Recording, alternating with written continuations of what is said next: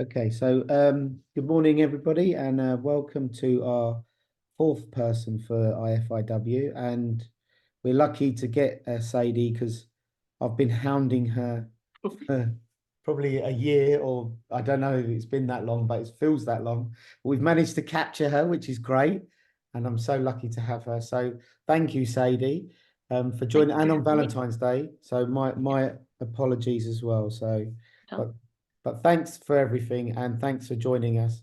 So I guess what would be a nice start for us is for you just to give us, before your presentation, a little bit of a background about your journey and your journey up to like print design and sure. textiles and stuff like that. So I, from a child, I've always been really interested in art and design. I know a lot of people that might be a bit of a cliche, but I think when I was a kid, like my mum tells me, when I was drawing, I was doing, stick men with extravagant outfits and big eyebrows, and I was really interested in drawing from a really young age. So I'm lucky that my parents kind of encouraged me to pursue that at school and then through to university. So I studied at Duncan and Jordanston in Dundee.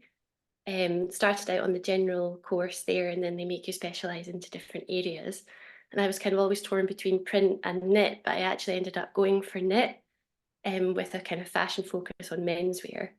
So for that, my final project was all sort of Scottish source yarns, and I did these quite extravagant football tops, different iconography, and I like part of my project was I worked quite a lot into the wool, so I was painting on top of it and kind of exploring with that. So I think I've always been torn between kind of different areas to specialize in. So it was knit at university, and then after university, I went to intern at Temporary London. And there, this magical job of embroidery designer came up that I didn't know was a thing. Um, it wasn't really taught in our university. So there, I was really lucky to get hands on with the pattern pieces from the very beginning. We'd worked a lot on basically analog. We dealt with a lot of Indian suppliers, so they don't necessarily use a lot of computer programs, or they certainly didn't when I was there. So we worked a lot by hand directly on the stand and onto paper. So it was a really tactile job, and I got to really fall in love with drawing again and with print. So when I was there, I then went to work at John Lewis on the accessories team. So I was working with the soft accessories team there, developing their in-house ranges. When I was there, I got pregnant with my first baby, so went on maternity leave and came up to Glasgow for a while. I was living in London, really obviously enjoyed it, but it was quite hard for childcare and things like that. So spent a bit of time back at home, um, had my first child and got into freelancing that way. So working with different print houses, basically being able to work from home. They would send me out briefs each month, and I'd work on 8 to 12 prints for that. And then they would sell that to different their studios. They'd go around different shows or different clients and kind of work that way. And then I got another homeware designer job in around about 2019. And then basically COVID hit, and the job kind of disappeared from me. So I had to kind of think of a way to earn some money. So I launched my own brand of textiles, just working with kind of like developing my own style, which I'd not really been able to do as a designer. So I've developed a kind of floral signature style, and then I've worked that into working with Scottish suppliers and making textiles and selling at different kind of markets around Scotland and hopefully further afield this year. So that's Brilliant. really And because you just showed me a bit of your PDF, but we can look through that. But because we've started to get a lot of sort of members and people from Scotland, and we're hopefully doing a project with Edinburgh School of Art amazing. and trying to integrate, I guess, different places around the UK, because people assume that everything happens in London. It Yeah, they're doesn't. not really wrong, to be honest, but it's But it, about how you kind of, yeah, take that challenge, I think. yeah, and it's I don't know, because we have another lady, Katie, who I think she's in Edinburgh, and she's in. We were introduced into her school, and they're really bringing back drawing and Yeah, creativity into universities. I think they've seen where they shifted away and went too digital, they lost a lot of the craft. And I think yeah, Scotland is really known for craft and handmaking and building things with their hands, and they're great with that skill and yeah. I think celebrating the making and textiles in Scotland. And I think you definitely. mentioned that in your early part of what you just said there. Yeah, so in Scotland we've got a rich heritage of textiles that they do go some way to kind of teach at university, but they certainly did when I was there. But I think a lot of it's about kind of self-discovery of like I recently found out, and I'm from Glasgow. I'm 35 years old, but we've got a really rich history of carpet making and linoleum, and it's made from linseed, and it's this really sustainable product. But it's kind of been a bit lost, and I think we're trying to rediscover that. But there's also a lot of makers here and different makers markets that are really celebrating weaving and knitting and traditional craft, but with a sustainability edge. So thinking about ways to use selvages from fabrics. There's a really happening kind of a look to the past in Scotland, but looking for different ways to kind of move things forwards and grow more of the industry here back up again. Yeah, I think all they need is people like you to modernize the way they think about textiles, because they have this very sort of old process that's coming through, and it's Hmm. how do you modernize it in a way that feels contemporary and people want to buy it. That's Sure. the biggest challenge is how do you make something that has a very old sort of process and feels sort of dated to and maybe has dated imagery to making it feel very relevant now. And I think, we look at brands like Louis Vuitton who, they just sold luggage and they had a print and they've really developed it. And I think Scotland's probably one of the strongest that could, and London, if we think of London and Scotland and the UK, hasn't really pushed all their skills forward. Sure. I think, speaking to various friends that are maybe slightly younger than me that have just graduated or that might still be studying, I've got, family members. Seems to be more of a push to go back to, for want of a better word, basics, and really honing back in on crafts and hand making. I think COVID really affected a lot of people in terms of that was obviously all digital. So that hands-on thing and yeah, the tactile way of studying is just, I think you absorb so much more information. I was always lucky where I was working to be surrounded by people that focused a lot on hand painting and, insisted on having that time and a few days during a really busy season to get your paints out, put your music on, and you don't talk to anyone for a couple of days and you really, really develop it that way. And I think that's kind of what I've tried to continue into my practice of sometimes I think, oh gosh, I don't draw enough on an iPad and I don't quite know all these different ways of working. But then I just kind of want to celebrate. No, my craft is that I hand paint and I sit and yeah, really experiment with things and then scan it in and turn it into patterns. So I think it's all just about celebrating. Yeah, it's like a heritage, but also defining how you want to work as well. Yeah. And if we look at William Morris and people like Macintosh, who've really sort of had an old process from woodblock printing, because we have the William Morris Gallery not far from here, and I've been, it's amazing. we're so lucky, and I think it's amazing to see how his prints have developed and been brought into like Sanderson and people like that. So Mhm. I think prints and fabrics are quite amazing. So what would be nice to do is see your presentation, because I know you were Yeah, just showing me a bit and hopefully it works. yeah, hopefully. Share.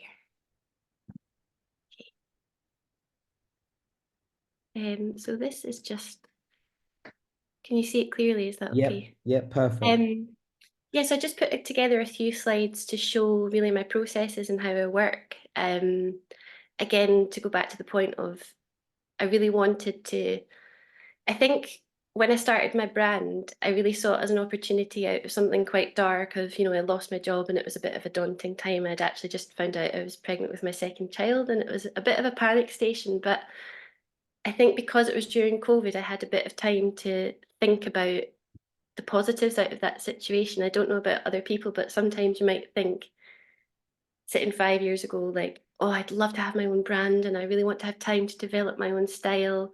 And then when it happens, it's a bit of a panic. So I just tried to kind of see the opportunity in it. And actually, I wasn't really that big on Instagram at the time, things like that. So I just started slowly by getting my paints out, thinking about the types of, I've always, obviously, as a print designer, florals are basically key. And I know that it can sometimes be a bit challenging to think of fresh ways to display those as well. So I was just really working into finding my own style, what medium I like to work with. So I kind of came up with watercolor inks, which are these really free-flowing, bright color inks. But I've also started to really enjoy using what you can see over here, which is a gouache in really bright poppy colors. And sometimes I actually quite like to mix the mediums as well, just to think of new ways. But yeah, I think I've developed my style. It's quite gestural, quite free.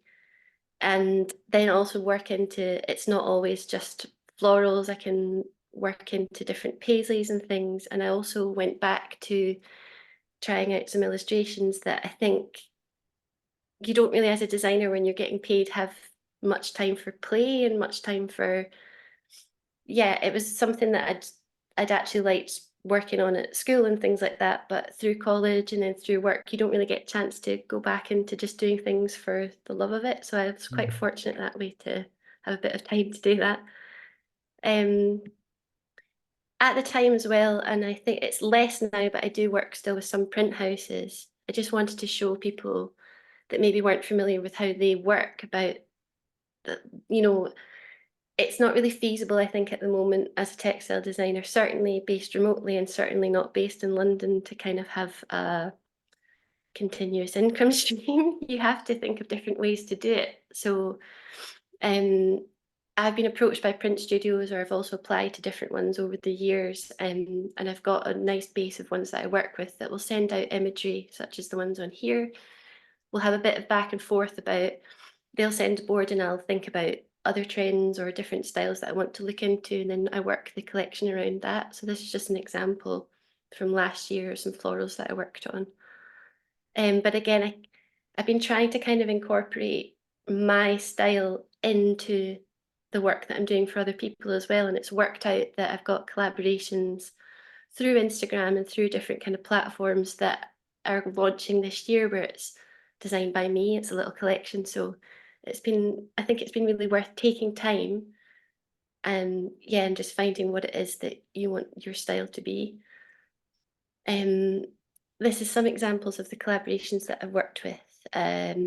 There's Sella and Flo here. They're an American-based fashion label. I met Lauren again just through Instagram, and where we worked on this little collaboration together, that she did these beautiful summer dresses like silk. So that was really exciting, sitting in Glasgow during COVID and working with her digitally. And we made these prints where, the shoots in New York, it felt really quite exciting at the time to collaborate that way with people that you wouldn't normally speak to. This is just an example here of how the prints can kind of translate on different bases. It's quite a light confetti style floral, and I printed it onto different bases just to kind of show the variety that you can achieve with that. Down here, there's little examples of when I was at Temperley, we worked a lot to the body form, so it was quite a don't know how to say, but quite structured, the designs, and I missed part of that in my own style. So I was maybe trying to introduce again that symmetry and working with the form of the body, but using kind of looser styles of painting. That's what both are there. And then this is just to show new print runs that I did this summer. I worked, for winter, I did some festive fairs at the V&A in Dundee and also Kelvin Grove in Glasgow. It's the first time they've done it. So quite high profile venues that I wanted to invest in getting the fabric printed with suppliers in Scotland, working closely with those. I got everything printed in Dundee. It was delivered back here, and I sat for quite a few frustrated hours sewing bits and pieces, but also working with suppliers based locally as well. Um, and yeah, so this is just the market stall in the V&A in Dundee. I'm still working out really what kind of product areas I want to work in mostly, because I've kind of covered a lot of ground with my career. I've done fashion, homeware, accessories. You know, as a textile designer, you do have to be really versatile. So it gives you a lot of options and a lot of scope for where to work. But sometimes when it's just you sitting on your own, you kind of it's hard to kind of know with exactly what path to go with. But I did get quite good feedback from the markets about these hand painted silk scarves. I think in order to kind of differentiate yourself sometimes, you know, again with the advent of computer and iPad drawing, I think it's wonderful, and I think if that's what you're into, but it seems to be that print's kind of grown as an area around that. So I kind of wanted to bring it back to what I love, which is painting and how that can work, you know, just on a silk scarf. And essentially you can charge more. It's a one-off unique piece as well. So it's nice to have variety in the kind of product offering that you have.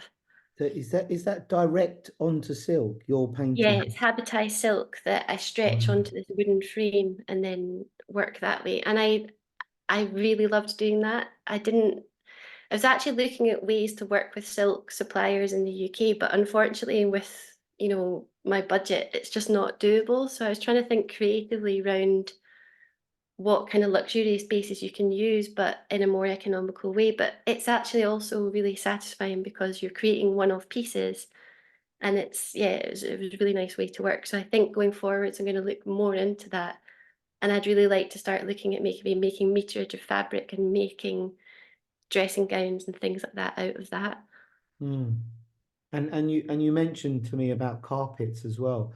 You know, when Yeah, I look at you, you've got wallpapers, carpets, and I've recently been speaking to a company that does um, wall paneling with felt, and you can do direct to garment, material, and they yeah, can kind of build it into that. And I think, like you were saying, where do you go next, and how do you mhm, sort of navigate that space? And obviously, it's quite interesting because brands like Cath Kidston that grew so big have sort of shrunk again, and I yeah, think that's because of the rise of you, smaller customers coming through who've yeah. got something a bit more different, a bit more edgy, Well, I rather think, you than know, a lot repeat. of these brands were pioneers of that kind of look and feel of things. And I think just your customers, maybe the ones that are interested in maybe the heritage of how they started,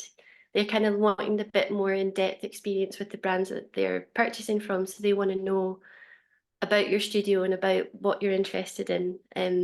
So like, yeah, I think it's just trying to find that kind of way to do that about reaching your customer as well. I've spoken to quite a few of my friends in the industry, and they're kind of struggling, and I've certainly felt this myself about a bit of a burnout with regards to social media, which I know is nothing new to people. You know, we're all saying that a lot, but I think especially for creatives, it certainly feels like you're on a bit of a treadmill to produce and to try and create different styles of content that you think will engage people, but it's actually taking away from your practice.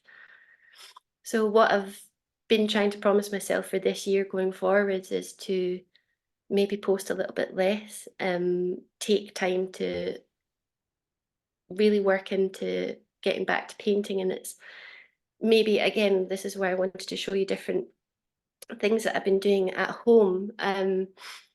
Obviously, being in Glasgow has been great for my family life and balancing work and having children, but it's definitely been a bit of a learning curve with regards to work, because a lot of, you know, print and freelance print jobs that are advertised, they say it's remote, but you have to be 3 days a week in the office in London. And unfortunately, I'm not really in a position to do that every week. I would certainly like to be.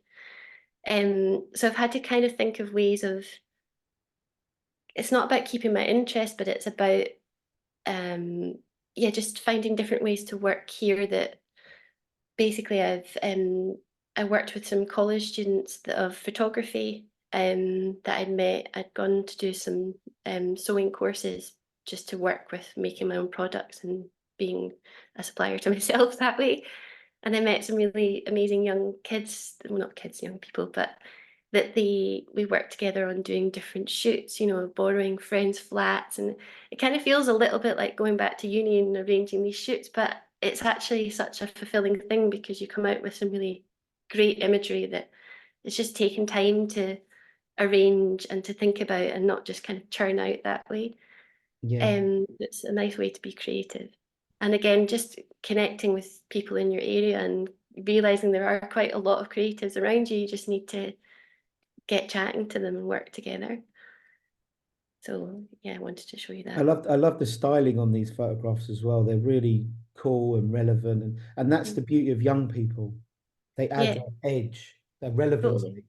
It was really important to me, again, with textiles, sometimes it's, I don't know if it's me kind of putting it onto it, but I think sometimes, especially if you're making aprons and things for the house, you still want to feel like it's not, you're not partitioning off different parts of the market. So Yeah, I worked really hard to, yeah, style it so that it was kind of bringing that fun element and just celebrating the color and the kind of playfulness.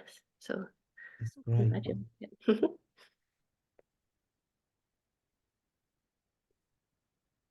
Brilliant. And I guess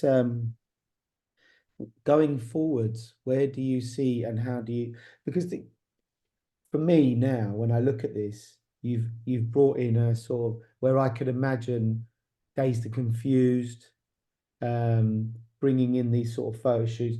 There's a real sense of style, and you're bringing, which I feel brands like Kath Kitson lost, and Orly Kylie, and all these other brands that did print, they became a bit print focused, and they lost a sense of style. They became a bit like grandma, and like my mum loves Kath Kitson, and if you showed her a photo shoot like that, she's like, who's this communicating to? So Mhm. but for me, I think, well, this is really conveying to young people something that's quite cool. How could it be in the space? And also, young people are really sort of edgy about what they wear. You never know what a young person's going to do with It's clothes. true. That's I think what's, I've been really inspired by a lot of young people, especially again, like my family members that are studying and things like that. There is this, I think when I was working in industry, it was, you know, this term like crafty got used a lot. yeah, Um, and about, you know, sometimes I've always been into hand knitting and I've always been into trying to learn to sew. I'm not as effective at that. But it was kind of a little bit looked down upon, really. But I think that there's a lot of young people that are celebrating and are wanting to learn about traditional crafts, about reusing, remaking, repurposing. So when you're asking me about direction, I'm trying to work that into my practice, really. And again, that was looking at painting, hand painting onto bespoke pieces, looking at sustainable ways to work with print suppliers. I've also been to quite a few interesting fashion conferences that have been held in Scotland. There's been some at the Dumfries House where they're working on sustainability. And I think basically all the messaging that I hear from that is that we all need to get back to basics and not try to do everything and be everything all at once. So I'm just trying to focus in on key areas. So I think it'll be silk scarves, bespoke, and also just working on things for the home, working with local suppliers. I'm also really interested in working with different people for, so obviously you've got the printing side, but you've got the manufacturing side. And again, Scotland has a rich history of that. But sometimes you can't hit the minimums that the factories want to work with you. So I'm also trying to team up with other companies in my area, maybe further afield, and try and work together to make products with suppliers that are based locally that are craftspeople that we can all work together and have that sense of community. It's a shame that these big houses or these big factories always need these minimum runs. I know they need to earn a certain cash flow, but they need to be able to hack their own systems where they become more agile, because Hmm. they become dinosaurs because they only wanted to do huge runs. And there's probably thousands of people like you in Scotland who are doing short runs, and they need to Yeah. kind of have a moment where they say, in these months of the time where it's quiet, we could work with smaller run businesses that could fit in, Hmm. and we'll do shorter runs. And I feel I I don't know, I feel that they need educating, because sometimes they close, like in London we had a really famous bookbinders, and because he only wanted to do huge runs, it closed. Yeah. And in that system, he was like talking to me, and I was saying, well, why don't you work with smaller bookbinders, Hmm. smaller companies, make limited edition runs, think I think, differently. yeah, I just think, especially in today's climate, we all need to get a bit creative and maybe think differently to what, or maybe challenge your thought processes about it before. I'm sort of in two minds, to be honest, even about, printing and producing. Sometimes you think, I don't know if I want to. It's really hard to know how to work sustainably. So again, that's something that I want to invest more time into. I'm really keen to get in touch with suppliers of fabrics with recycled elements in them. But again, when I've approached those people, a lot of their fabrics aren't available yet. They've got a big waiting list, or you simply can't fit their minimum. So it is really hard to kind of know how to work sustainably, but it's something that I really want to invest time into. But I've also been really inspired by working with the different makers at the different in-person events that I've been going to. I've found those really helpful at a time where I've, to be honest with you, felt a bit lost sometimes, of just, I love to paint and I love to create textiles, but it's putting it into your own business is sometimes much harder than you think it's going to be. So it was really good to, and a lot of the time you're actually on your own. Yeah, So it's been really good to get out to events and meet face to face with craftspeople that have been working for years. I like that there's a big kind of breadth of people, age wise, industries, all they've come from different things, and they're just celebrating hands on craftsmanship and how to make a living from that. And it's not even necessarily about, obviously all of us would love to be super comfortable, but actually just working for yourself, um, and being able to sustain yourself and your family whilst doing what you love. Unfortunately, it's really hard outside a big city, so it's just trying to find that way to do that. yeah, and I think a lot of the advice from my perspective that we try to give is, do think more like you, because having the approach that Instagram and all of this is going to solve your life is, as you've said there, it's got harder, it's more It's just, it feels overpopulated. like a treadmill, and I think I've started to feel, because being of a generation that can remember life before this, Yeah, I think a lot of us feel like you do get on board and you're kind of, you make your imagery and you make all those things, but there's times I'm a little bit angry about having to do it, I'm not gonna lie. So I think it's that getting back to meeting with people. We had Scotland's trade fair here a couple of weeks ago, and I was amazed at, well, not amazed, that's a bit of an unfair thing to say, but there was lots of people in Scotland that I hadn't heard of. There's actually a lot of people that don't all rely on Instagram. There's you need to get out and get chatting to people for sure. yeah. I guess from that side is, you are someone who is doing a 360 experience of a business, which is social media. And there's lots of people who have lots of skills that don't use social media, that don't rely on Yeah. that. And that knowledge sharing is such a good way of sort of co-collaborating. And I Yeah, I've think, actually kind of done some really interesting kind of skill swaps with people that way as well, that maybe don't do, obviously, like as a part of my job. And again, because it was out of kind of necessity, I was doing yeah, I think sometimes you go into this box and go, well, I'm not a graphic designer, but actually I can be. It's just maybe not the certain way that other people do it. So I've worked, a friend, we've swapped and I've done business cards for her and she's helped me with Instagram, or a friend that was she's a seamstress, and she's like, her English is perfect, but she doesn't seem to think that it is. So she's wanted a little bit of help in business meetings and things like that. So another creative way that I would urge people to work in is doing that skill swap and learning from each other that way. And it can save you a lot of money as well.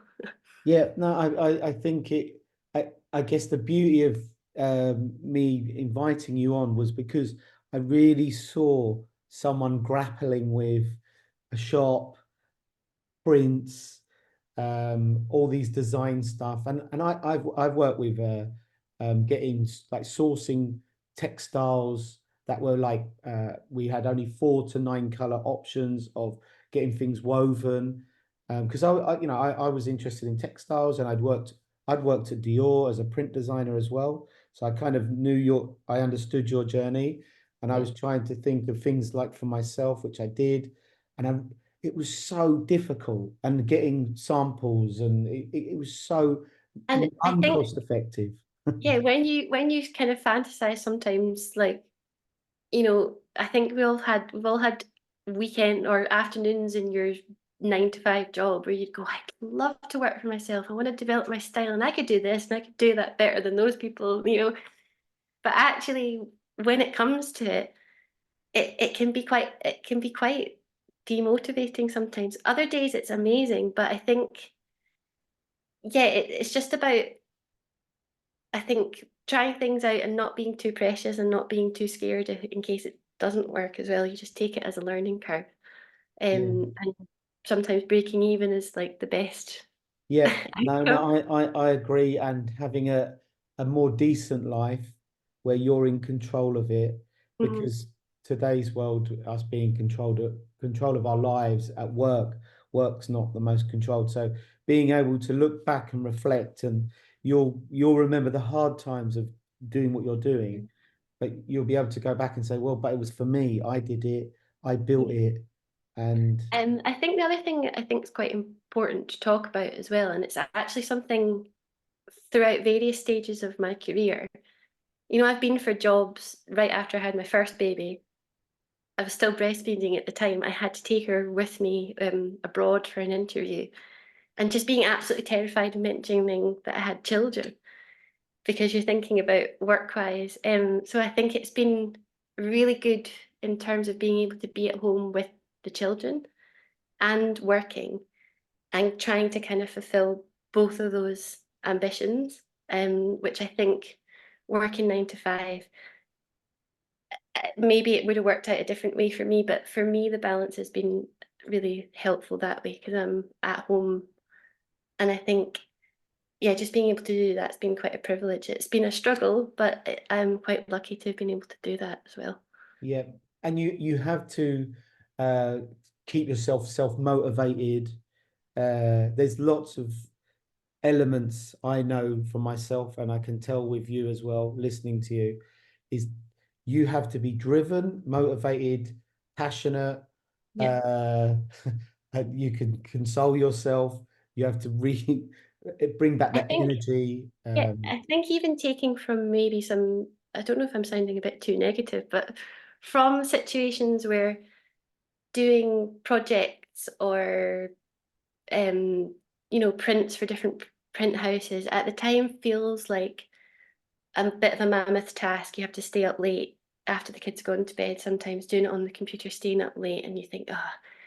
But I wouldn't have said that any of those things have ever not been worth it, even if, I've had working relationships with print houses and then had the collections returned to me because it's maybe not their exact style, things like that. But it's been really good to keep my hand in with my portfolio. I'd say to anybody that, especially in today's climate, if you're freelancing and you're between jobs, it's never really that appealing sometimes to push yourself and do a project and keep your hand in. But I'd say that's me been in Glasgow for 5 years now, and I've constantly been working on that and working with different people, and it's not always worked out, but it's been, I feel as a print designer, I've really developed because you have to, I think sometimes when you're working on your own, you miss that feedback element. So I kind of take it as a bit of a challenge when things come back and go, right, well, this is what I would do to it. And yeah, I think just not looking at any of it as a bad thing, just take feedback and learn from it. And it's not necessarily even about having a thick skin, it's just turning that into a positive and seeing how you would change it. Yeah, and also it enhances your skill set. So I Definitely. think that, like you were saying, skill sharing, but skill set is quite important, that you will get feedback. It could be not so great, but what you learn from it is go, I didn't think about that. Like I've Hmm. been told, why don't you draw it like this? And at the moment you're like, well, this is what I'm doing. But Yeah. then I've had like I remember doing, I did some drawings for Dior once, and they said, oh no, we hate them. They're too aggressive. And I was like, how? They're You exactly the seem same so aggressive. style. And I couldn't work it out. And then I worked out that the mark making was too angular. Hmm. It was really just trying to understand. They wanted something more softer, but they just said, "We love what you do what you do," and you Hmm. do it. And then they're like, "It's not exactly what I wanted," and you have to pick out all the little bits that they Yeah, really wanted. And sometimes it just doesn't work, and you just have to face up to it, and you yeah, learn, and that's yeah. the learning experience. And I But think I think that's even from those things where it might just be a kind of clashing of style or something, I think that ability to sometimes swallow your ego a bit about it too and try and think with a commercial mind. I think that's what sometimes you have to, especially with print. Everybody, we've always said it in every job I've ever worked in, everybody's got an opinion of print that they don't necessarily have so vocally about other things, and you're hit with all the time of like, oh, you could change that or do. So it's, you do just have to grow a thick skin about it and try to look for the positives and just work with what people are saying, but try and develop it in your style as well. I don't know yeah, if that's clear. brilliant. Thank you, Sadie. And as it's Valentine's Day, I don't want to take up too much of your time. Okay. But we're so lucky to have, because I have been trying to get you, and I know you're the busiest person going. So I'm so lucky to have you today, and we're so grateful, and it's so beautiful to see the work, and I'm really looking forward to see, like I love the styling, and I think there's some really cool stuff that's bubbling up. So I feel some good things are going to come. Well, Good to hear it is better. getting noticed on the social media then. It is, and I think there's a real creative space, and you could go even further afield. And this idea of working with young people, and it's great. The V&A Dundee's been a great asset as well. I think, you It's know, stunning. thank So God, thank yeah. God. So that's just my last little piece is all things on the internet are all great, but I think get out and about and meet people in your area and you'll feel a bit more Yeah, invigorated. brilliant. Okay, thank you, Thank you Sadie, and so have a much. lovely Have day, a lovely day. and much appreciated. Thank you so much. Bye. Bye bye.